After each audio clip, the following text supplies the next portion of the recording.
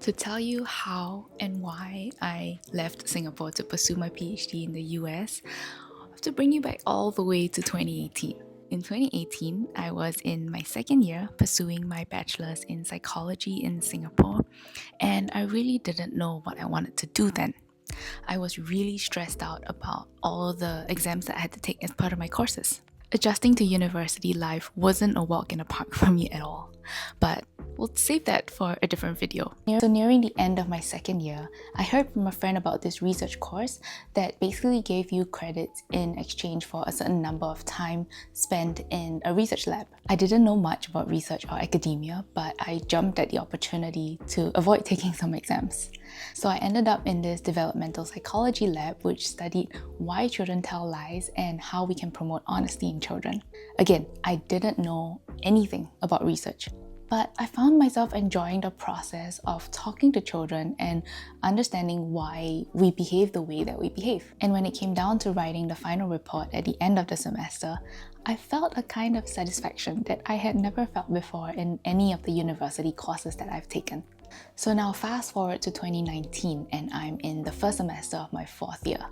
I stayed on in that same lab to complete my honours thesis, but this time I was studying how children taught their peers. I was challenged in a way that both frustrated and excited me. Frustrated because I had to learn all of these new skills like data cleaning, data analysis, things that I've never done before in my life, but also excited because I was watching myself grow in all these ways that I never thought I was capable of. And just like when I was writing up the final report for the research course in the previous year, I found myself thoroughly enjoying the process of writing up my honours thesis paper. Somewhere along this period, I started to seriously consider academia as a career path. And it's not just because I really enjoyed the process, but also because I honestly felt that I am pretty good at it. So now it's 2020 and I had just graduated with a bachelor's degree. I decided to stay on for another 2 years to complete my master's degree because I wanted to first hone my research skills, and also I wanted to make sure that I really wanted to go into academia before I committed to doing a PhD. So I applied to continue working in the same lab, and I was fortunate enough to receive a scholarship that paid for my tuition fees as well as gave me a stipend. The stipend came with a condition that I had to do a teaching assistantship position as well, which I thought was a good deal because I had no prior teaching experience. Between the years of 2020 and 2022, I had many honest conversations with my advisor back then about pursuing a PhD. And she always encouraged me to do a PhD in North America. I think as a child, I had always dreamt about living abroad, but I never let myself fully commit to that idea because I always thought that international scholars were extraordinary people, and I was nowhere near extraordinary. But in that 2 years while I was doing my master's, an important lesson that I learned was that the worst thing that can come out of trying is failure, and not trying at all guarantees that you are missing all the chances.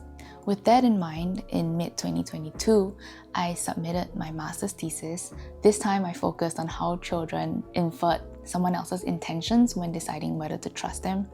And I don't know if you can tell, but my research interests have changed and shifted so much from when I first joined the lab and when I was first introduced to research. I think that's a good thing. I think that's a beautiful process to witness. I have a lot to say about developing a research identity, but I think that should be saved for a different video because this one's getting way too long at this point. Okay, so in 2022, I applied to a small number of PhD programs in North America. Max and I were still dating back then, but when it became clear that the possibility of moving abroad is real, he took a leap of faith and he proposed. So with zero expectations, but all the love and support from the people around me, I really just hoped for the best. I really wanted to work with this particular advisor who published an article that inspired my honours thesis project. And to my genuine surprise, I was invited to interview with her and with the department. And I suppose, as they say, the rest is history because that's how I ended up working with my current advisor. I will end this video here with a short story. During the 2 years of my master's program, I was very timid and I was not confident at all. Whenever I encountered a problem, I would try to solve it by myself without bothering anyone. So it was never natural for me to reach out to people or to collaborate with them.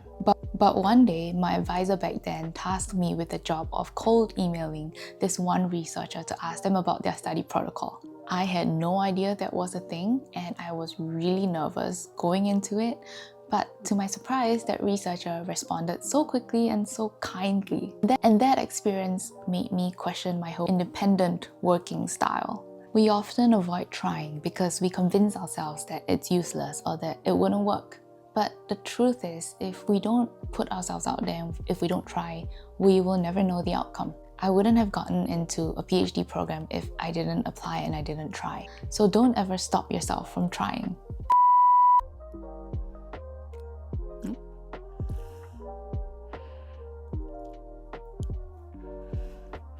In 2018, I was in my second year of my undergraduate